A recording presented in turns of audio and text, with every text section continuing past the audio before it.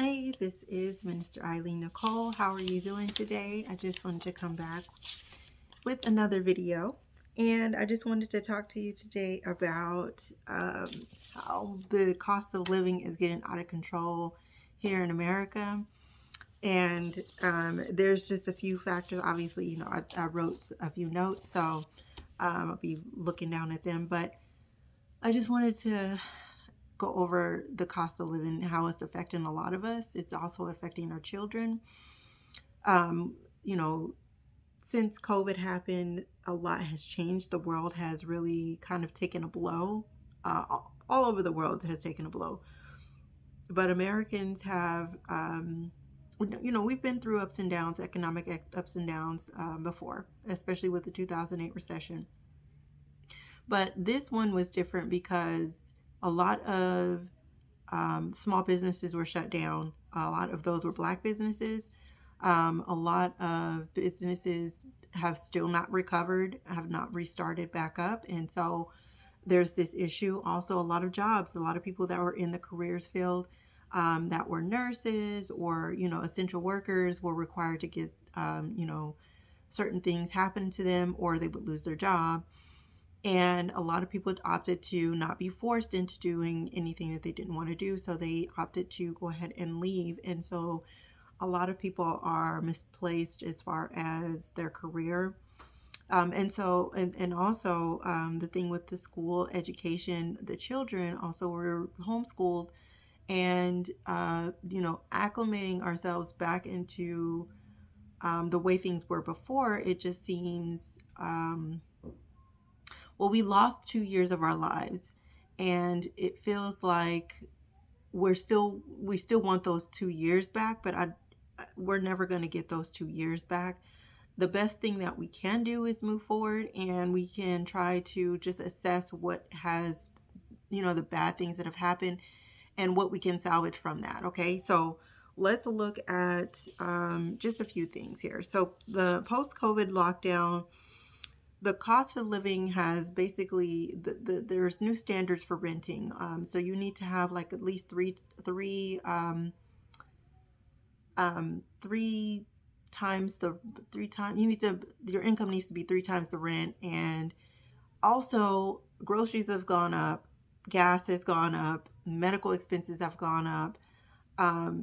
Everything has gone up in every other business. Like I have a son, and the cost for his sports stuff, everything has gone up. So, and it's all as the effect from post COVID. And then, not to mention, the Fed decided to go ahead and increase insurance rates, which means that we're officially in inflation.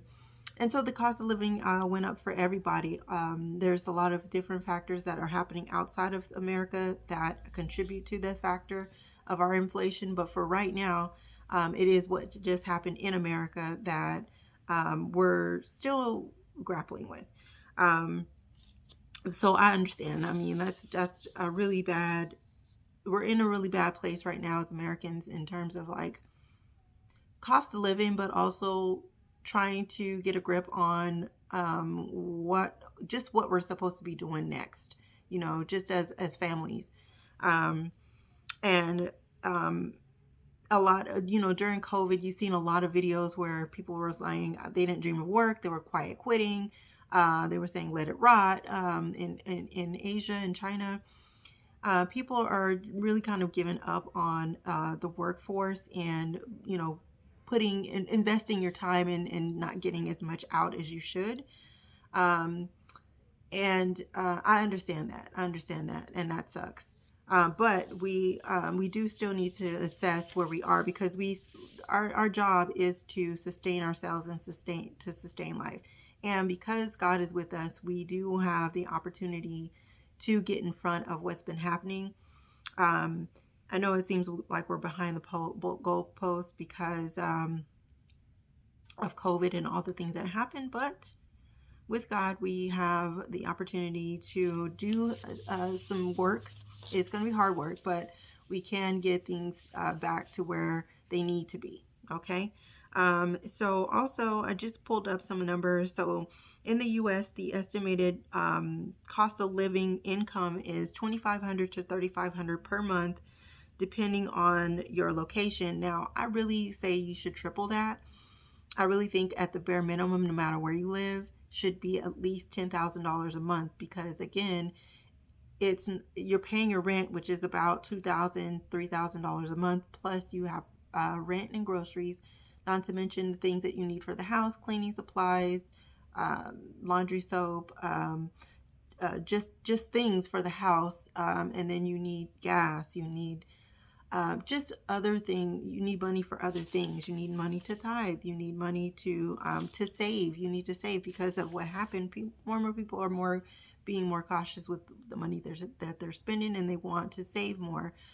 So you do need to have more than just your standard living cost, so that you can put some money away and also pay for what you need, and then have money so that you're not living paycheck to paycheck. This is a paycheck to paycheck number, $2,500 to $3,500 per month. You're drowning if you're making this kind of money right now. Okay. And then approximately about $120,000 a year, and that's before taxes. After taxes, let's say you make $150,000 per year, that would be in the range of where you need to be, to where you're just above basic and you're able to pay all of your bills and save a little bit of money by the end of the year. These things we have to take all these things into consideration, that the inflation is, our income needs to be inflated as well. We need a higher income if we're going to support all the things that we have to support. Like, we don't have an option to not pay rent and bills and stuff like that. So our income definitely needs to not match it. It needs to be above that, at least 2 to 3 times above that. And I would say 3 to 4 if we're going to be very safe, and able to really be responsible, as responsible as you would like, 3 to 4 times. And so it's just not uncommon for the common American to be only making $2,500 to $3,500 a month. But I mean, that's a really bad situation right now, if that's the case. So I don't see America going back to the way it was before. I remember when I was in my early 20s. I'm not in my early 20s anymore, but I remember when I was in my early 20s and I got my own apartment, and I remember being able to take care of myself on just one job. I had one job and I was going to school, and that was it. That's all I needed to do. I mean, it was hard work, but I still was able to maintain what I needed to maintain with just that one job. Now it's like, forget about it. Like, are you kidding me? You're not going to be able to maintain anything on one job. I mean, at least that one job is $150,000 a year. But most jobs now are very frugal with the way that they pay out their workers. So they're still on they're still on basically like the 2012 cost of living payout, in terms of your pay rate. It's still like 2012ish. Like it should be. It's not 2023 at all. It's definitely not 2023. So I don't see that. I don't see the economy going back to a healthy state at all. And so with that being said, you have to, but here's the rub. There's money out here. But that money is being allocated to the war. That money is being allocated to the migrants. That money is being allocated to politicians doing whatever they're doing with the money. That money is not going to the proletariat. So the money's out here. You just have to maneuver and switch away around just the way that you're moving, so that that money is diverted back to you. You kind of have to maneuver it. Okay. And so what I would suggest is to have multiple streams of income. This would combat it, because when one economy goes down, you still have a couple of other things going. And, the women in my family always said you need to always have a side hustle. You need to always be doing something on the side, whether that's doing hair, whether that's baking cakes, whether that's making plates, whether that's making tinctures, arts and crafts, something that you can do with your hands that only you can do, usually is the best thing, because then people are going to you for that. So multiple streams of income is probably going to be your best bet. I would try to do something passive. If you can get like a vending machine business, do that. But again, would need to save up to get that going. But I definitely think that you need to go with multiple streams of income. That's the surefire way to make sure that if another hit comes, because there's another situation where they're saying COVID is kicking up here in the States again. So if another lockdown happens, I mean, not too many Americans are going to fight, are going to be able to fight that. We're just not.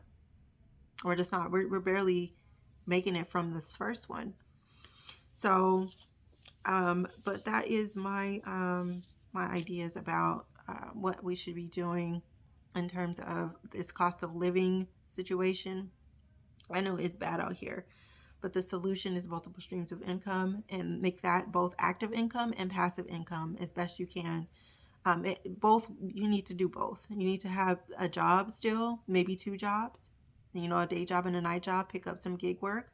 And I wouldn't suggest like Uber or anything like that. I would get one of the like Instawork, get one of those apps, or Renolo. Get one of those apps and do like warehouse jobs where you can do overnight shifts and then have your regular day job. I would not do any gig work, only because you're wasting your time and you may or may not make the money. That way, if you get on Instawork or Winolo, you can at least be sure if you do your whole shift, you're going to get that money, and you can count that money into your income. Okay, and then passive income, you can do, like I said, try to find a way to like either save enough to do like a vending machine business, or sell a some type of digital download. You can start an Etsy shop. That's another way to do a passive income. You do need to set it up, but ultimately you can, after like the first month, you can get it to where it's passive. But those are just two, just very, just that I know, that I've tried, that I do, to make extra income. But you do want to make sure that you are supplementing your income, and it's just not 1 or 2 incomes. It's a few incomes. All right. Well, I hope this blesses you. Love you. Bye.